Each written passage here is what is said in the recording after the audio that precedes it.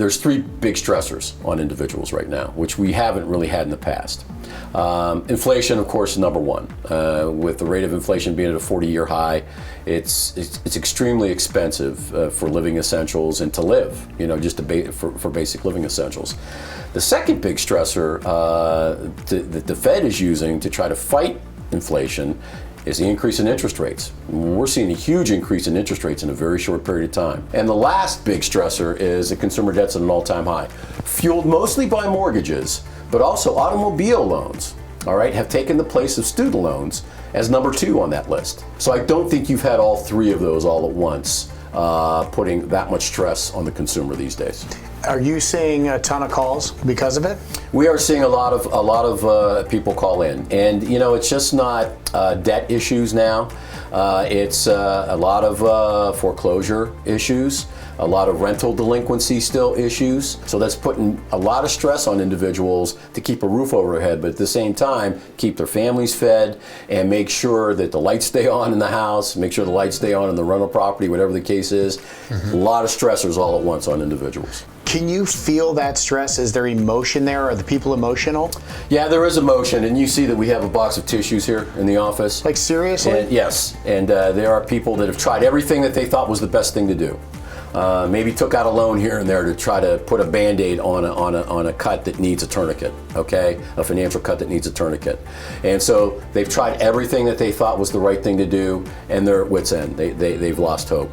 And so they do get very emotional. Let's face it, Mike, finances are an emotional topic, okay? Give me the first thing you tell people to do when they come in here and you say, all right, listen, we're gonna make a plan, but you gotta do this first. Certainly.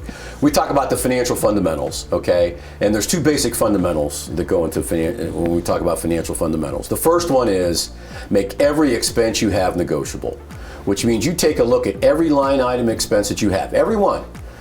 Mortgage, utility. So you need to start taking a look at everything that's taking money out of your wallet and negotiate it the best you can. Are we still in the free fall, or do you see it kind of leveling off a little bit, or do you see it getting better? Where are we at? Yeah, I think the one thing that's strong with this economy right now is the job market's still pretty strong. Okay, your unemployment rate's still down around 3.6%.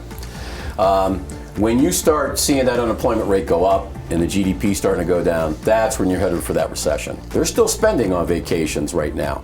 They're still spending on going out because the pandemic was all pent up, right? We were all pent up. We wanted to get out. We wanted to do things. People are doing those things.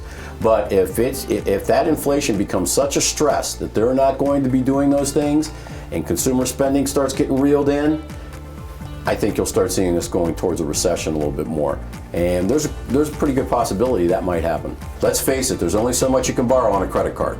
And then you hit the limit, and then you're in trouble because you've hit the limit, you got nothing else to borrow, right? So what happens is that you start taking a look at that situation, you say, boy, I gotta do something about this. Don't get emotional, don't make emotional decisions. Let's be objective. Let's take a look, and our financial coaching program, that's what a financial coach does with you. Gives you the tools that you can use on your own to empower you to do better moving forward. But at the same time, you've got somebody in your corner that's asking questions about, hey, what can you do about this cable bill? Hey, what can you do to negotiate maybe a better program for home entertainment?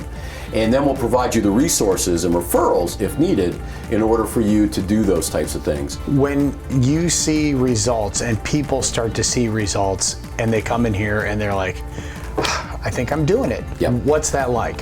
It's freedom. I will just say it just provides individuals a sense of freedom.